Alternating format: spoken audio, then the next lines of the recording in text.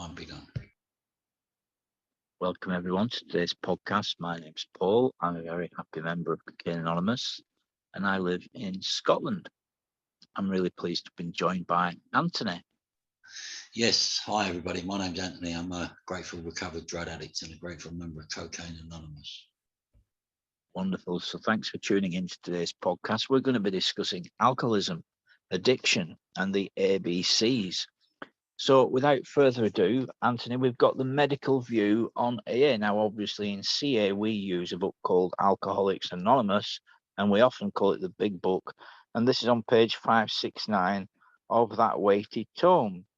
So would you like to share about this appendix? I will do. Yeah, as you know, the medical view is very, I believe, prevalent because it's giving a medical fraternity standpoint and viewpoint, on what was happening when the 12-step fellowship was first implemented. And then if you look at Dr. Foster Kennedy, neurologist, he says the Organisation of Alcoholics Anonymous calls on two of the greatest reservoirs of power known to man: religion and that instinct for association with one's fellows, the herd instinct. So if you look at our triangles, unity, service and recovery, it also says, I think our profession must take a precognizance, which means insight, of this great therapeutic weapon. If we do not do so, we shall stand convicted of emotional sterility. What a powerful statement. And of having lost faith that moves mountains, without which medicine can do little. From my own experience, when I take people through as well, after I take them from the preface forward to the first. Once we get to the bottom of the forward to the first, it says inquiries by medical, scientific and religious societies will be welcome. I bring them to the appendix and then I take them back. But I think it's very insightful for the newcomer to see this stuff and give them hope, give them inspiration. I mean, I used heroin, crack cocaine, prescription drugs, private doctors, national health doctors, prison doctors, and alcohol. Lack of power was my dilemma for a very long time. And I thought if I was on prescription drugs, I was doing okay. But I won't, because it always took me back to the drug of no choice, which was heroin and crack cocaine. I'd always land up back in the crack house with a pipe in my mouth or a needle in my groin or in my neck.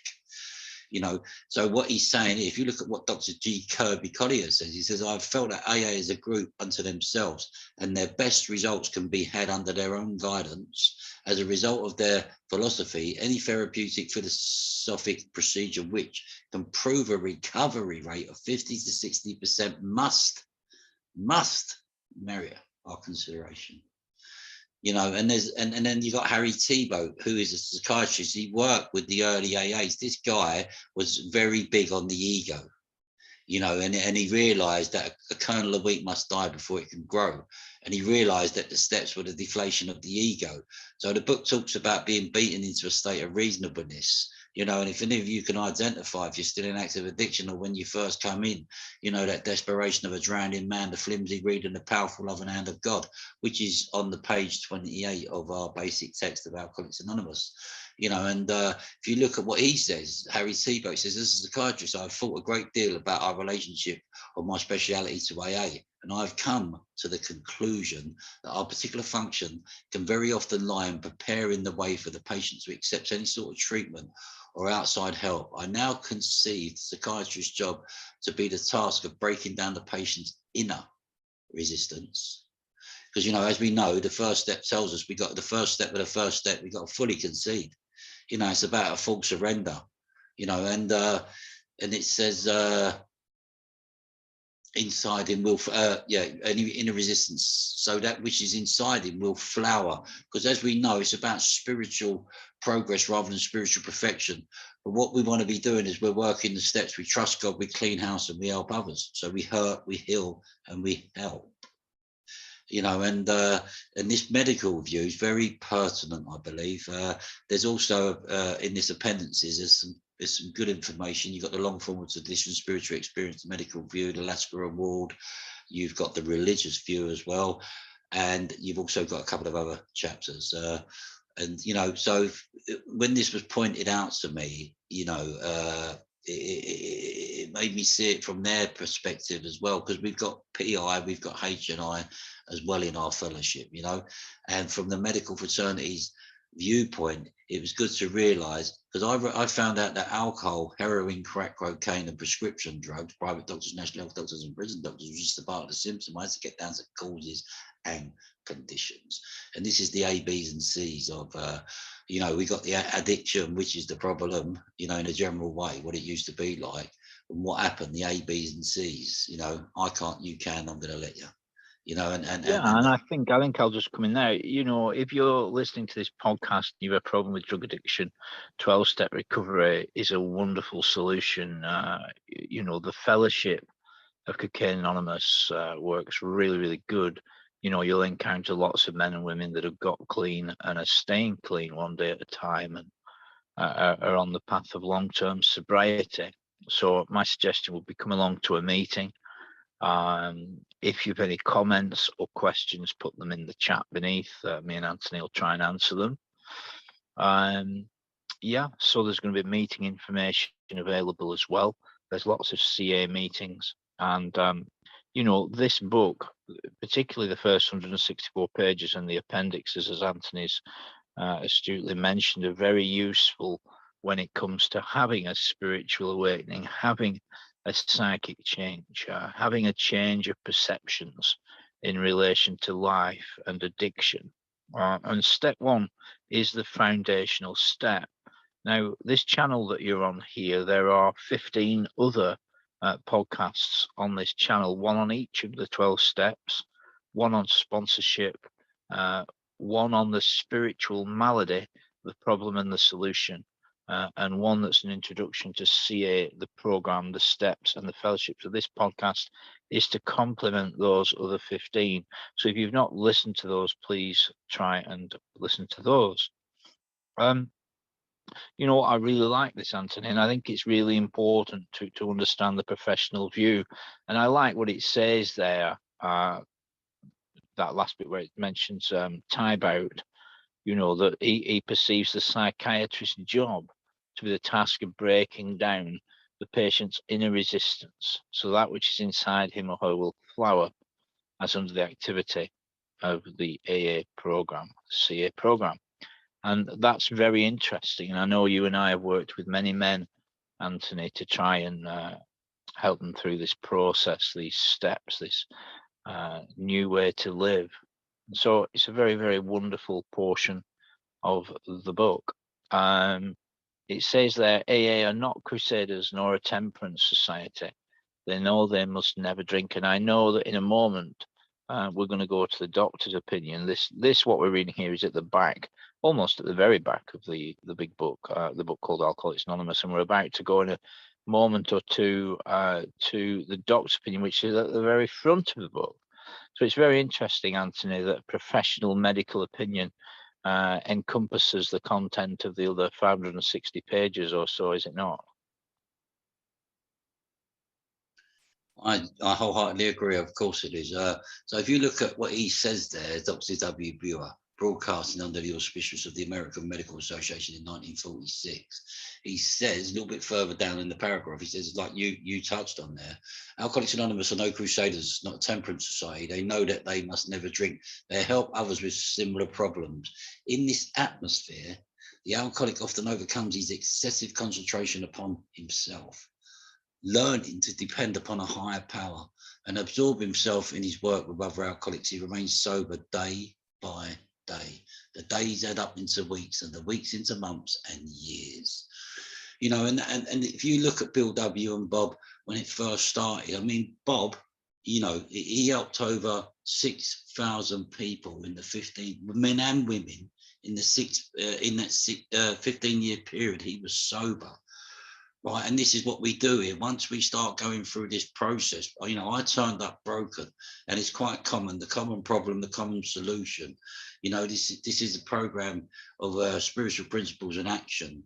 And once you start adhering to these principles with someone who's armed with the facts, as it talks about on page 18 of this book, someone who can navigate you, who can identify with you, but they're not where you were. Because my first sponsor, he was about 12 years in, but I knew that he was of the hopeless variety. And where he was, I wanted what he had: peace of mind, stability, and balance. and this is what this program offers us. And this is what the medical view's saying. Dr. Silkworth's name was at the top. Now we're going to the doctor's opinion, and Dr. Silkworth, if you look the doctor's opinion in the first 3 chapters of step 1, but the doctor's opinion and up until the 23rd page is about the abnormal reaction we have, because Dr. Silkworth, he come up with a theory at first because he kept seeing people coming back and he thought, well, their body must be as abnormal as their mind. The body must be as abnormal as the mind, and if you look what he's, what he says, when you read his letter, he says, frothy emotional appeal seldom suffices. The message that must interest and hold these alcoholic people must have depth and weight. If they are to recreate their lives, their ideals must be grounded in the power greater than themselves. But he realized, which has now been scientifically proven, that, he says on page 23, the main problem of the alcoholic centers in the mind rather than in the body, which is the second half of step 1. But he said that the body is as abnormal as the mind. But the underlying issue, and me and Paul have spoken about this on our podcast about the spiritual malady, that is the underlying issue of the illness, the bedevilments, page 52, page 60, 61, the ego, the hypocrite, and then page 62, selfish and self-centered. This is the root of the trouble, being driven by 100 forms of fear, self-delusion, self-seeking, self-pity. We tread on the toes of our fellows and they seem to retaliate without provocation, and the only way we can get rid of self. And, it talks about it on page 73. It says the alcoholic leads a double life, the actor. Can anybody identify who's listening to this? Or being in the tornado, not caring about anybody else, just storming through people's lives. Whatever your drug of no choice was, whether it be alcohol or A-class substances or prescription drugs or whatever it was, party drugs, And I think it's very interesting, Anthony, that, you've got the medical perspective, as in the general practitioner, and then you would have a psychiatrist's perspective, and then you would have an active alcoholic's perspective, and then you would have a recovering alcoholic addict's perspective. And those 4 perspectives are often quite different. The general practitioner might prescribe some drugs and indeed suggest some psychiatry, of course. And the GP in what we're reading today says that there appears to be an allergy of the body. We tend to think of an allergy in terms of a nut allergy, so you don't eat nuts, or you're allergic to cats, so you avoid cats or homes where there are cats. Otherwise you'll get quite ill and could possibly die. And so many of us avoid alcohol practically in order to stay sober and clean, or avoid drugs, but we know that when we ingest that first one, all bets are off, and we could end up anywhere that day.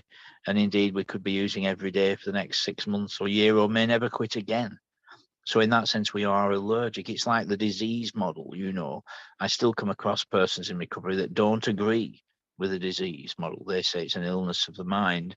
But dis-ease, I certainly wasn't at ease in addiction. I sought ease and comfort, but I wasn't truly at ease. So therefore, it was a dis-ease. It was a malady, and it's an obsession of the mind and a compulsion of the body.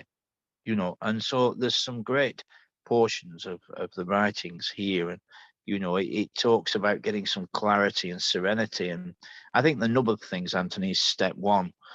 You've already mentioned it. It's understanding and accepting the real-time consequences of active addiction.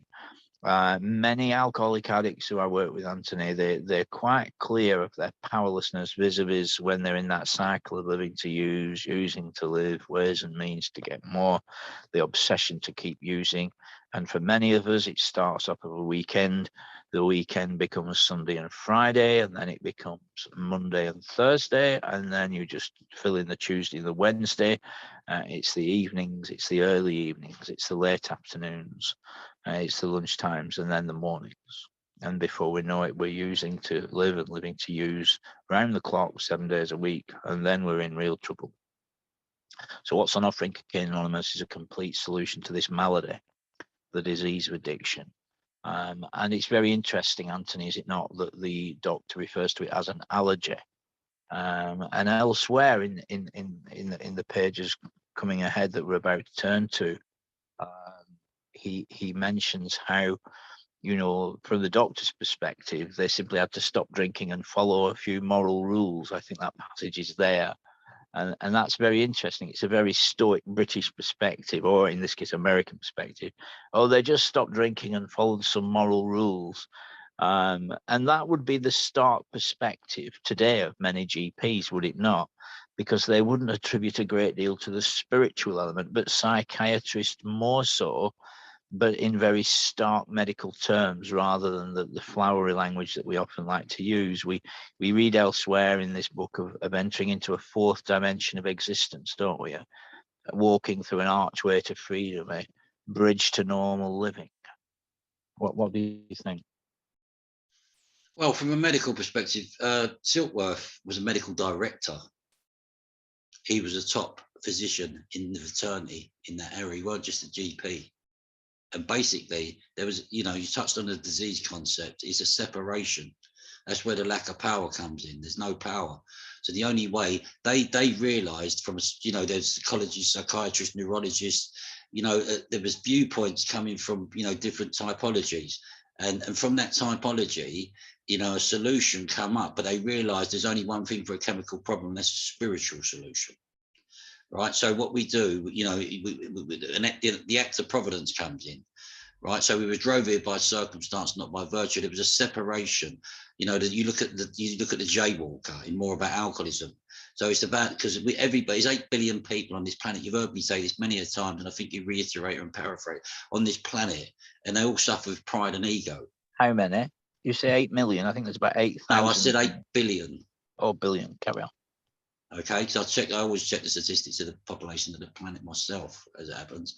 So basically, everyone wrestles with pride and ego, right? But with the alcoholic and the addict, it's more excessive and more extreme. There's a lot more back to front thinking going on. There's a lot more double-mindedness going on, but it's a threefold illness. Reason being is that the main problem centers in the mind rather than in the body, but the body is as abnormal as the mind. The underlying issue of it is the spiritual malady, right? But when I put one in me, it sets off a phenomenon of craving, which is beyond my mental control. It sets off an insatiable thirst, and the body is craving.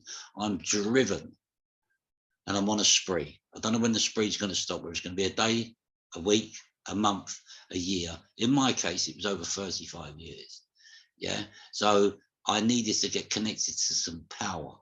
And, this is what the steps do. They're the spiritual pathway to the power, right? And what we read in our literature, what the doctor's saying, he didn't want to, in the first edition, he didn't put his name to this letter. But in the second edition, he did, because he could see the mushroom effects. This is why the forwards are quite pertinent. And this is why we started on the medical view today, is because they could see the mushrooming effect. So if you look at the edition 39, 55, 76 and 2001, when the publications of the book took place, when you read the forwards first, second, third and fourth, you see how the publication of the book, this is in AA, and off the back of this, we've had NA, CA and loads of other A's come off of it, the mushrooming effect of what took place, because they could see that there was a spiritual solution happening in this program. There was a deep psychic change were happening in people, spiritual awakening, spiritual experience,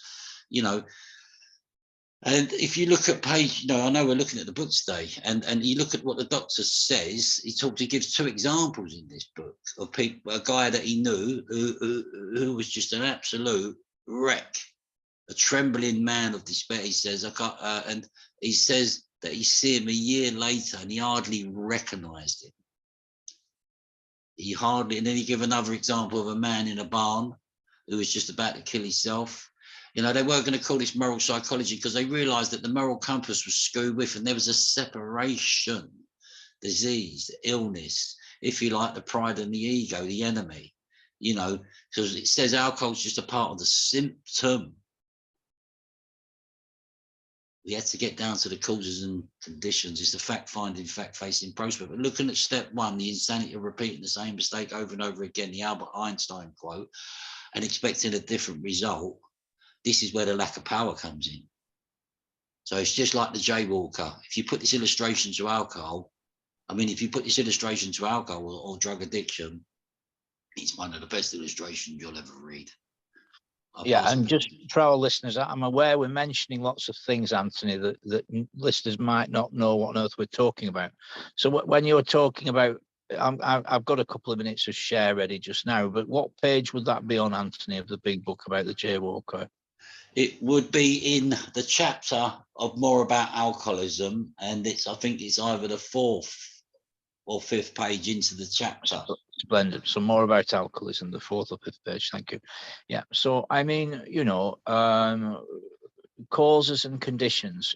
Step one, many addicts will accept their powerlessness, their state of active addiction, but for some reason they cannot attribute the consequences to the very act of continuing to pick up drugs and drink.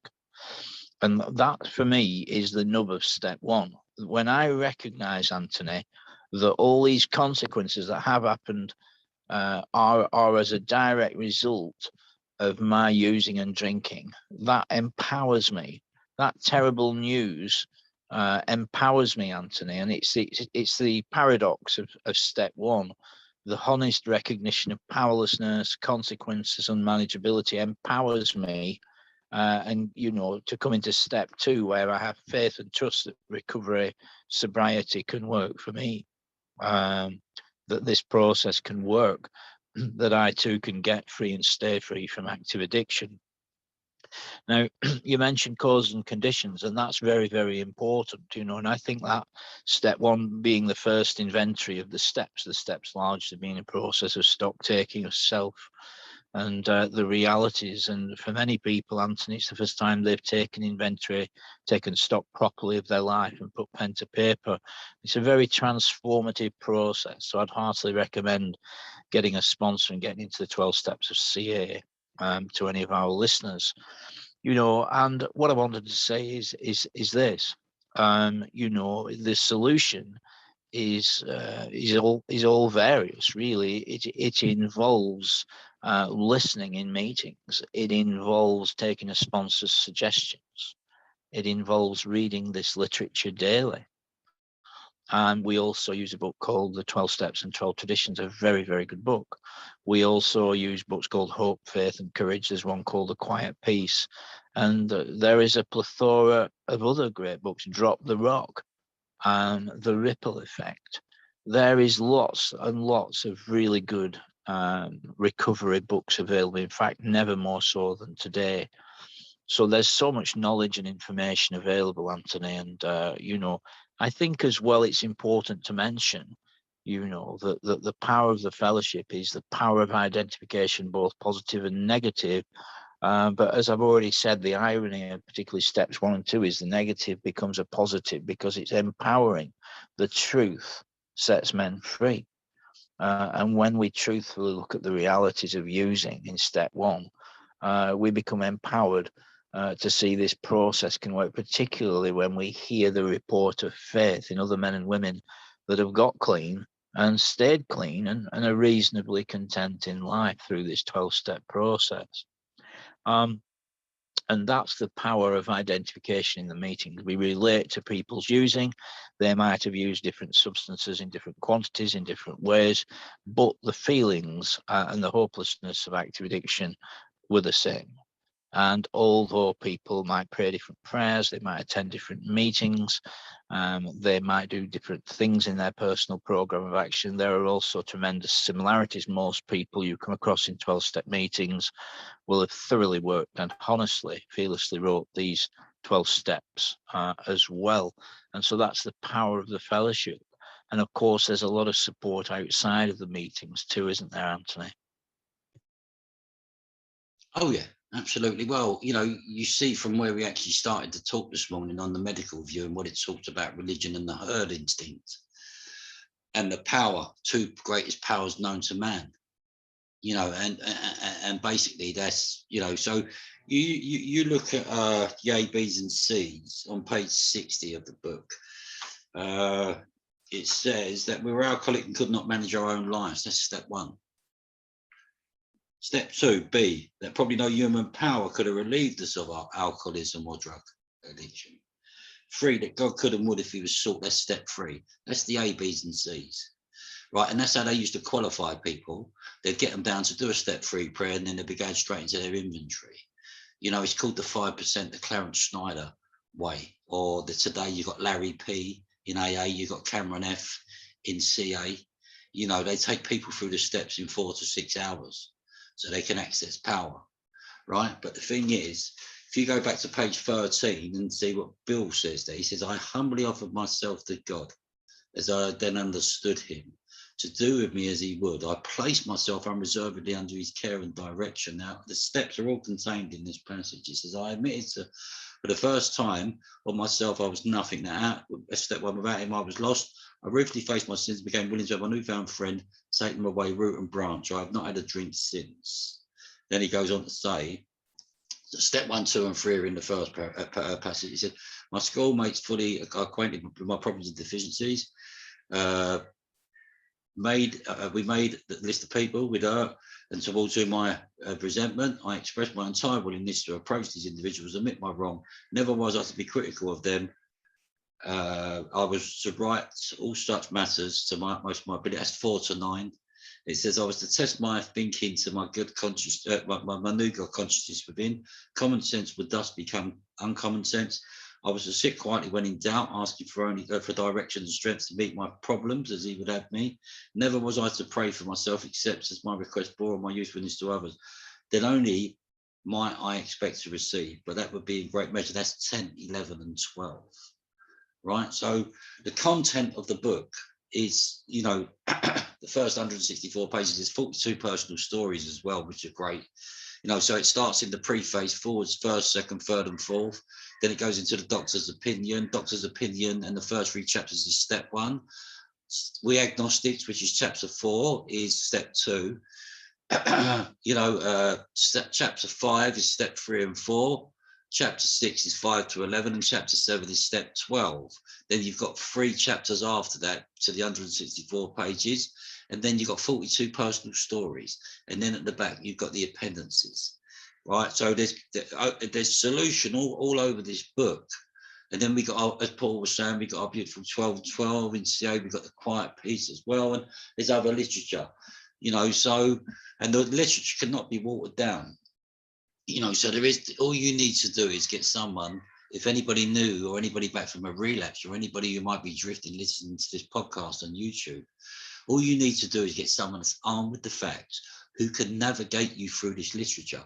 But then it's down to you to put the action in and what's been suggested. The 4 suggested things, meeting the 3 sides of the triangle. So 4 suggested things, meeting, sponsor, step work and service, home group, and then meeting the 3 sides of the triangle, uni, service and recovery. It is a threefold illness, which is the problem, but it's also a threefold solution: unity, service and recovery. Like Paul was just talking about, and unity, service, recovery. So that's getting into the rooms, getting into meetings, getting onto Zoom or face-to-face meetings, getting a service post, putting the action in around the steps, but ultimately getting a sponsor as well who can give you direction, guidance and suggestions, because these are requirements as well. They are requirements. The only requirement for membership is a desire, but also the requirements are to do the suggested things, to meet the 3 sides of the triangle. And if you carry on adhering to this to the best of your, I'll say, God-given ability on a daily basis, your life will start changing. You can just look around and see it's evident when you start hearing the message being carried of hope, hearing other people's experience, hold on, pain ends, and the message of inspiration as well. Beautiful.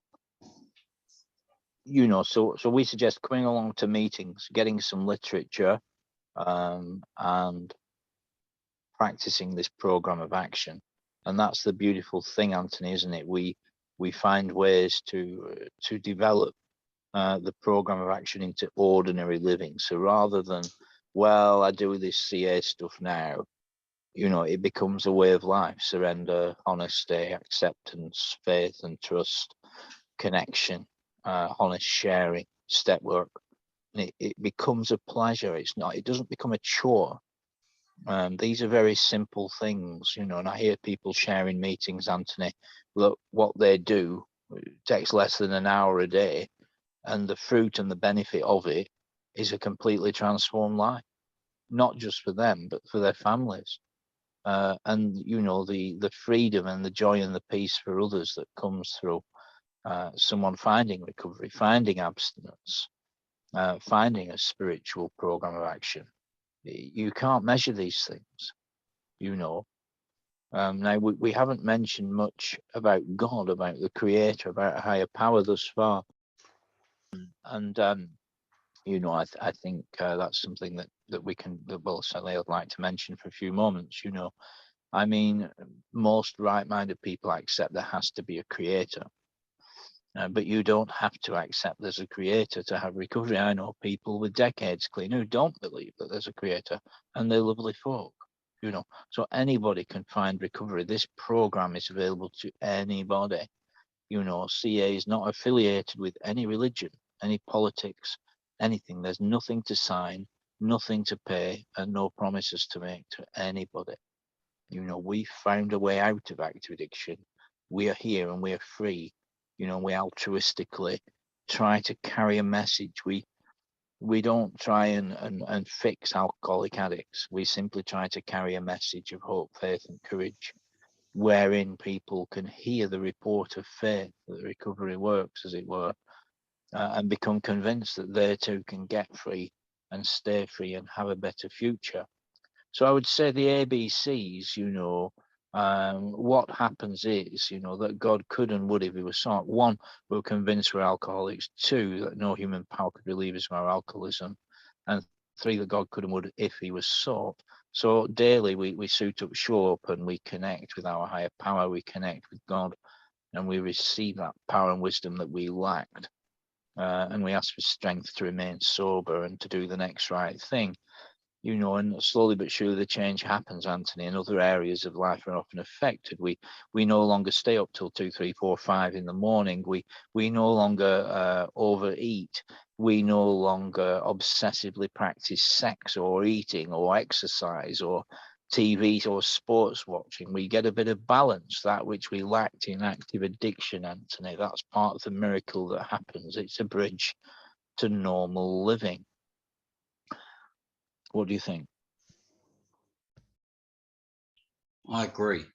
You know, what the steps do, they help us find the balance and get peace of mind. But the ripple effect of the positive side of the steps is that it has effect on the occupation, the home, the family, you know, in all areas, community, fellowship. You know, if you're adhering to these principles and not letting your pride or your ego or self manifested into various ways, even fear, you know, because it can go from fear to resentment. You know, what I'm looking to do is find the middle. You know, I'm looking to find a balance. And so it says this at the beginning, just after I'm going to read this in a minute, the 164th page. There's a headline. It says personal stories, how 42 alcoholics recovered from their malady, beginning with the story of Dr. Bob, a co-founder of AA, that here presented 3 groups of personal histories. You know, and if you look at Dr. Bob's story, I won't read all the way through it, but I'm just going to go to at the end of it. And what he actually says, he says this. He said, I spend a great deal of time passing on what I learned to others who want it and need it badly. This is page 180. I do it for 4 reasons. 1, a sense of duty. 2, it is a pleasure. 3, because in so doing, I'm paying my debt to the man who took time to pass it on to me. 4, because every time I do it, I take out a little more insurance for myself against a possible slip. You know, at the end of it, he says this. He says, if you think you are an atheist or an agnostic, a skeptic, or have any form of intellectual pride which keeps you from accepting what is in this book, I feel sorry for you. If you still think you are strong enough to beat the game alone, that is your affair. But if you really and truly want to quit drinking liquor for good and all, and sincerely feel that you must have some help, we know that we have an answer for you. It never fails if you go about it with one half of the zeal you have been in the habit of showing when you were getting another drink or another wrap or another bag or another, whatever. Your heavenly Father will never let you down. And then if we go to the hunt, because you were just talking about, we're going to touch on the Creator, because if you deny me in front of man, I'll deny you in front of the Father. So, it says this on the 164th page. It says, our book is meant to be suggestive only. We realize we know only a little. God will constantly disclose more to you and to us. Ask him in your morning meditation what you could do each day for the man who is still sick. The answers will come if your own house is in order. But obviously, you cannot transmit something you haven't got. See to it that your relationship with him is right, and great events will come to pass for you and for countless others. This is the great fact for us. Abandon yourself to God as you understand God. Admit your faults to him and to your fellows. Clear away the wreckage of your past. Give freely of what you find and join us. We shall be with you in the fellowship of the Spirit, and you will surely meet some of us as you trudge the road to happy destiny. May God bless you and keep you until then. I'll leave it there. Yes, indeed, and that's a beautiful part of the book. And many of us, we come simply to stop drinking and using, don't we, to 12-step recovery. And what happens is we end up finding a transformed life. We end up making amends, and not every relationship can be healed, but many are. Many marriages are reconciled, or at least the two parties get on after recovery. Many girlfriends and boyfriends get back together.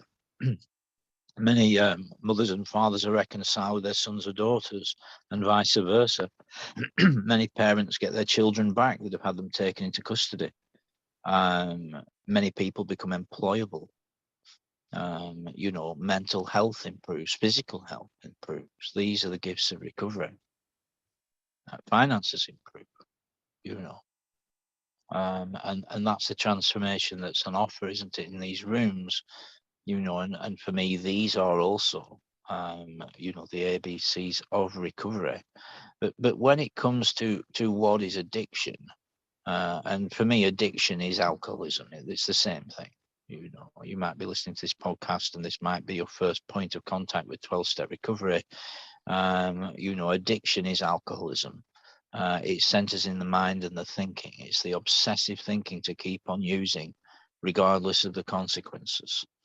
To just keep on using when happy, using when sad, using when mediocre. Just to live to use and use to live, to try, and for many of us, we end up trying to live in that altered state around the clock, as I mentioned earlier. And getting free and staying free, in my experience, it's far easier to stay clean than it is to keep getting clean, that's for sure. And we find out what floats our boat. We learn what makes us happy. We take up new hobbies, interests, pastimes. We reach out to other people in early recovery and in long-term recovery. But alcoholism, addiction, is that problem in the human thinking, Anthony, that just keeps on using no matter what. And what happens is through the process of the steps, we experience ego deflation and a measure of emotional maturity. And then we are able to see clearly by God's grace and mercy, and we're able to proceed in life on a better footing.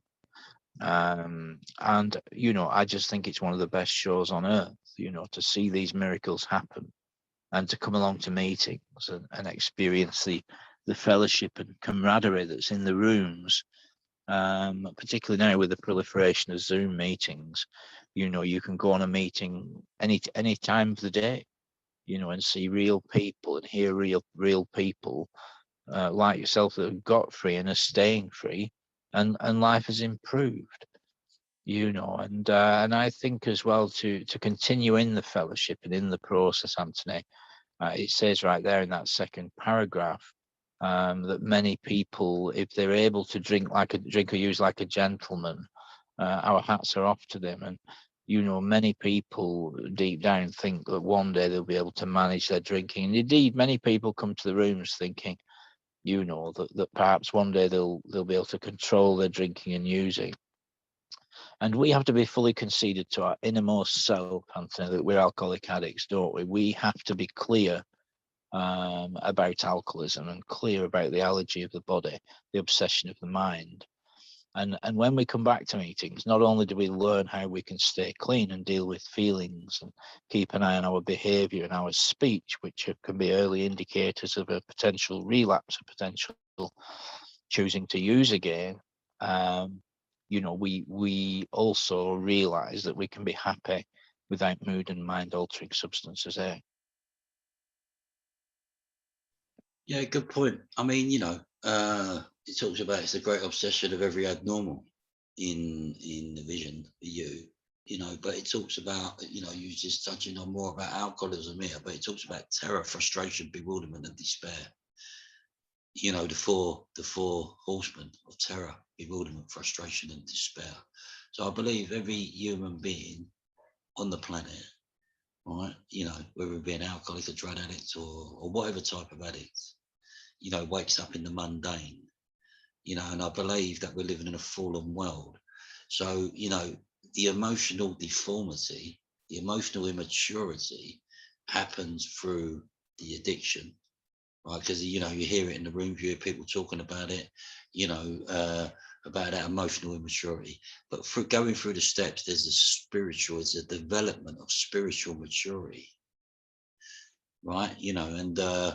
But there's nothing wrong with, I believe that, I believe the God I understand, the God I believe in, I'm a child of God. Tells me that as well, the Father of light who presides over us all, but what starts uncovering, discovering, and recovering, or you hear the other term of uncovering, discovering, and discard. When we start working this process of step 1, 2, and 3, I can't, you can, I'm going to let you, the foundation, the cornerstone, the keystone, and then we start moving in the 4 to 9. We do a moral inventory of the past. We ascertain our liabilities. We ascertain our defects of character. We ascertain our assets, and we ascertain an amends list. Then we look into 6 and 7, which is a daily process. We get a list off the back of the step 5, and we become willing, because it's about willingness. It's not about what man sees. It's about what God sees.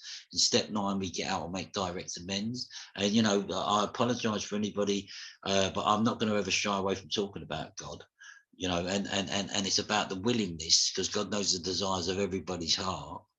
It's the language of the heart, the willingness, honesty, and open-mindedness, and then after you've worked the first 9 steps, and you've got, it says it in the promises, you're going to be amazed before you're halfway through. That means halfway through your amends, right? You won't regret the past or wish to shut the door in it. You're going to comprehend the word serenity, and you're going to know peace. And then we're moving into 10, 11, and 12. You're moving into 10, 11, and 12. And when you're moving into the 10, 11, and 12, it's about continuity. We continue to take personal inventory. When we're wrong, we promptly admit it. That's humility as well, perseverance. And then in step 11, we sort through meditations. We sort through prayer and meditation to improve our conscious contact, because there's a prayer behind every step. There's a principle behind every step. To make conscious contact with God as we understood him, praying only for knowledge of his will and the power to carry that out. So that's about improving and working the first 11 steps, from my experience, is the alignment, and the 12th step is the assignment. And that's where we start practicing, because the spiritual mirror starts coming out. When I start working with a new man, I tell them, I'm going to learn from you. I'm fallible, but the power is infallible. I'm going to let you down, but the power will never, because this is where I have to stay right size. I were where you were, but I'm not there today. But I'm no different to you. I'm just another drug addict, alcoholic, trying to get well and stay well and live life on a daily basis, clean and sober, without causing no harms, being a productive member of society. Things do improve. They, rapidly improve, and I just believe that if you just carry on doing this a day at a time, it's a daily reprieve contingent on the maintenance of our spiritual condition. Can never rest on my laurels. What's my laurels? Yesterday's victory. I never got oil on yesterday's supply. I don't stay clean and sober on the bit of service or the share I done yesterday, or the shower or the bath I've had yesterday. It's just for today. It's just Absolutely. for today. And we didn't get high on yesterday's supply. I did say that. Oh, you did? Well, I've said it too. How about that? Two for the price of one. And I think Anthony as well, so we get clean, we get into step work, we attend meetings, we work with a sponsor, we connect with other people in recovery every day, and we realize that we're onto a good thing. If you're new to CA, you've struck pure gold. You can have a totally better future, and your family, those around you, you become a better employee, a better brother, sister, father, son, daughter, and neighbor and friend.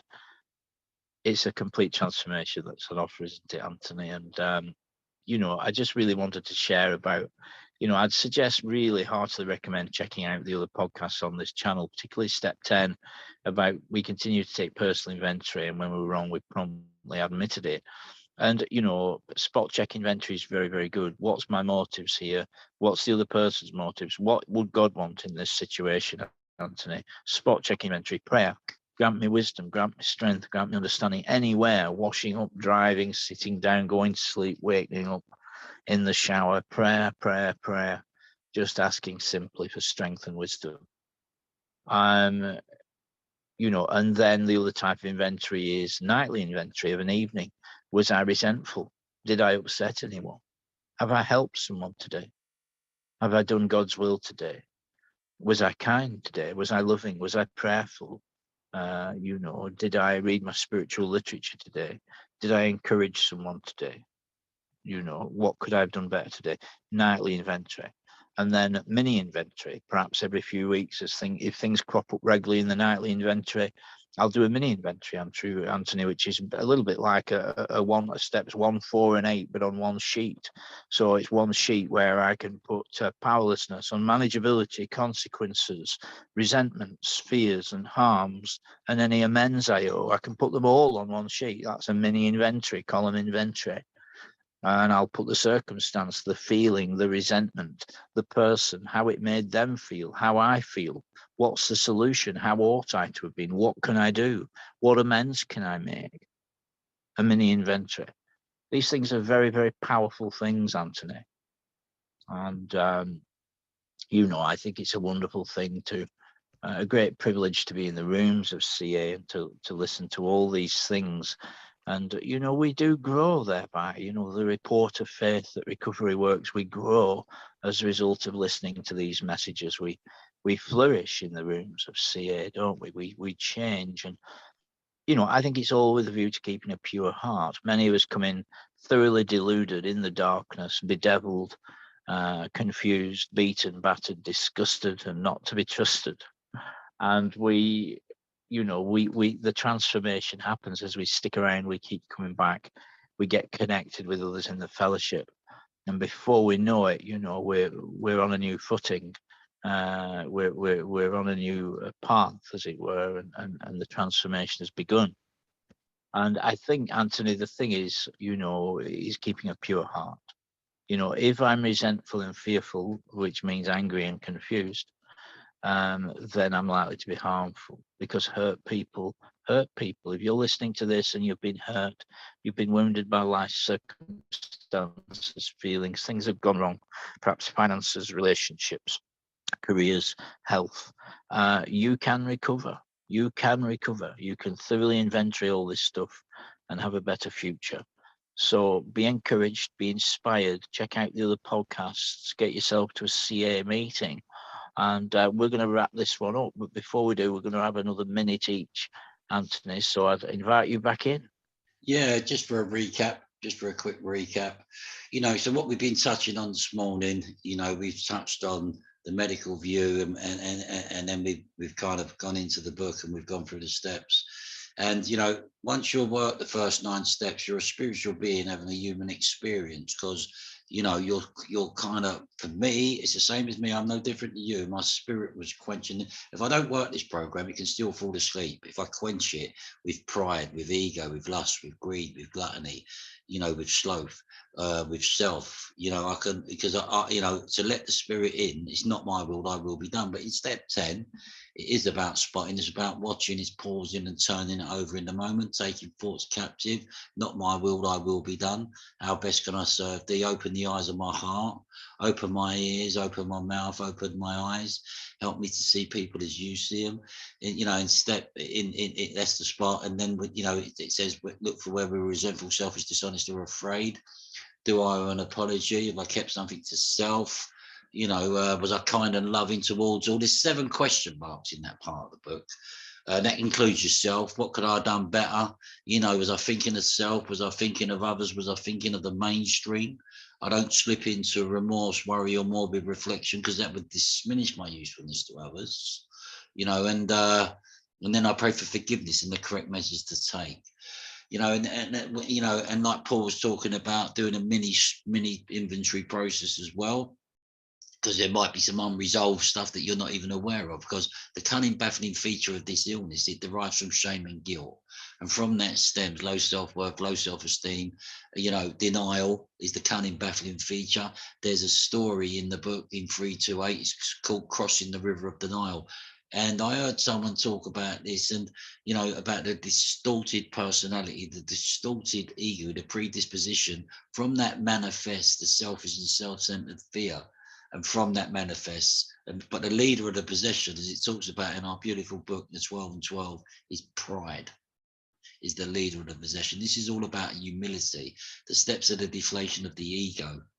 You know, and this is about, if you're, you know, this is about humility. And all I can say to any newcomer or anybody back from a relapse or anybody who might be drifting, you know, just put some action and start adhering. Get to someone who's armed with the facts, who can navigate you, give you directions, give you guidance, give you suggestions to do the requirements of this program, and your life will start changing. I'll leave it there. Thanks for letting me share a beautiful bit on this podcast today, and thank you for inviting me again, Paul. Really pleased you could join us, Anthony. I always enjoy listening to you. Thanks everyone for tuning in. So yeah, addiction, alcoholism, the ABCs, much more could be said. We'll very likely revisit this topic in the near future. We may also be doing a part 2 to spiritual malady, the problem and the solution. There's lots of good stuff available. So stay connected. Any questions, comments, put them in the chat. Please like and subscribe for future content. Thanks everyone for tuning in today. Without further ado, God bless you, Anthony. Thank you so much for being here. God bless you too. Okay.